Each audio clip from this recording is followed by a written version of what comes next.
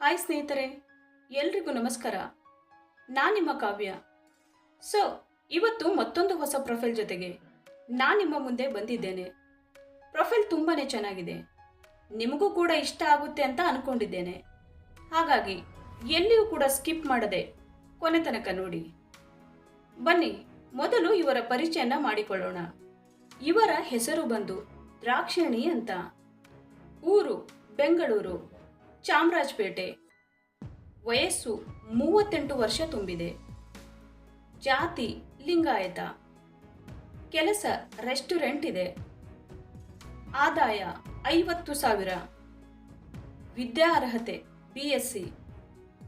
ಬಯಕೆ ಎತ್ತಿ ಕೊಡುವುದು. ಗೂಟ 7 ಇಂಚು ಇರಬೇಕು. ಆಸ್ತಿ ಸಾಕಷ್ಟಿದೆ. ಸ್ನೇಹಿತರೆ, ಇದು ಇಷ್ಟು ದ್ರಾಕ್ಷಾಯಣಿಯವರು ಅವರಿಗೆ ಸಂಬಂಧಿಸಿದ ಬಯೋಡೇಟಾವನ್ನು ಶೇರ್ ಮಾಡಿಕೊಂಡಿದ್ದಾರೆ. ನನ್ನ ನೋವಿನ ದಿನಗಳು. ಗಂಡ ಯಾವಾಗಲೂ ಕುಡಿಯುತ್ತಿದ್ದ, ಬರೀ ಅವನ ಸಂತೋಷ ಮಾತ್ರ ನೋಡುತ್ತಿದ್ದ. ಈಗ ಸ್ಟ್ರೋಕ್ ಆಗಿ ಬಿದ್ದಿದ್ದಾನೆ.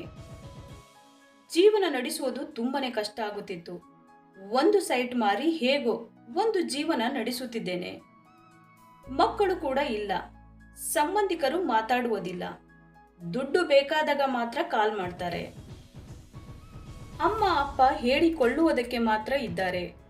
ಮನೆಯಲ್ಲಿ ಅಣ್ಣನ ದರ್ಬಾರು ನಡೆಯುತ್ತೆ. ಒಬ್ಬ ಸ್ನೇಹಿತ ಕೂಡ ಇಲ್ಲ ಮನಸ್ಸು ಬಿಚ್ಚಿ ಮಾತಾಡೋಣ ಎಂದರೆ. ನಿಮ್ಮಲ್ಲಿ ಯಾರಿಗಾದರೂ ದ್ರಾಕ್ಷಾಯಣಿಯವರ ಜೊತೆ ಸ್ನೇಹ ಬೆಳೆಸಬೇಕೆಂದರೆ ಕಮೆಂಟ್ ಮಾಡಿ ತಿಳಿಸಿ. ನಂಬರ್ ಸಿಗುತ್ತೆ, ನೇರವಾಗಿ ಮಾತನಾಡಿ. ನಮ್ಮ ಆಸ್ತಿಯ ವಿವರ. ಚಾಮರಾಜಪೇಟೆಯಲ್ಲಿ 2 BHK ಮನೆ ಇದೆ. ಒಂದು ಇನೋವಾ ಕಾರ್ ಇದೆ. ಒಂದು ರೆಸ್ಟೋರೆಂಟ್ ಇದೆ. 3 ಸೈಟ್ ತೆಗೆದುಕೊಂಡಿದ್ದೇನೆ. ನಿಮ್ಮ ಸ್ವಭಾವ ಹೇಗಿರಲಿ. ನಿಮ್ಮಲ್ಲಿ ಯಾವುದೇ ಚಟ ಇರಬಾರದು. ಸಹಾಯ ಮಾಡುವ ಮನೋಭಾವ ಇರಬೇಕು. ಬೇರೆಯವರಿಗೆ ಮೋಸ ಮಾಡಬಾರದು. ನನಗೆ ಸುಳ್ಳು ಹೇಳಬಾರದು. ಎಂತಹ ಪರಿಸ್ಥಿತಿ ಬೇಕಾದರೂ ಇರಲಿ, ಸತ್ಯ ನುಡಿಯಬೇಕು. ಹೆಣ್ಣಿನ ಬಗ್ಗೆ ಒಳ್ಳೆಯ ಭಾವನೆ ಇರಲಿ. ಇದು ಇಷ್ಟು ನಿಮ್ಮಲ್ಲಿ ಇರಬೇಕಾದ ಸ್ವಭಾವದ ಬಗ್ಗೆ ಸಂಪೂರ್ಣ ಮಾಹಿತಿಯನ್ನು ನೀಡಿದ್ದಾರೆ. ನಾನು ನೀಡುವ ಸವಲತ್ತುಗಳು. ಮೇಲಿನ ನಂಬಿಕೆಯನ್ನ ಉಳಿಸಿಕೊಂಡರೆ ನನ್ನ 3 ಸೈಟಲ್ಲಿ 1 ಸೈಟ್ ನಿಮಗೆ ಕೊಡ್ತೀನಿ.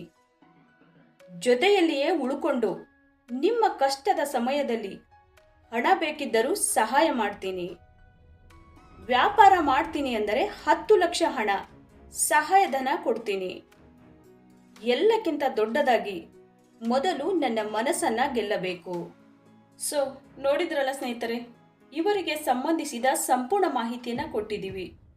ನಿಮಗೆ ಇಷ್ಟ ಆದಲ್ಲಿ ಒಂದು ಲೈಕ್ ಮಾಡಿ.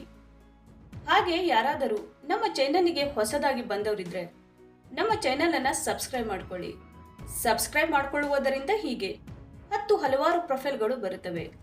ಅದರಲ್ಲಿ ಖಂಡಿತವಾಗಿ ಒಂದನ್ನು ಸೆಟ್ ಮಾಡ್ಕೊಳ್ಬಹುದು. ಧನ್ಯವಾದಗಳು.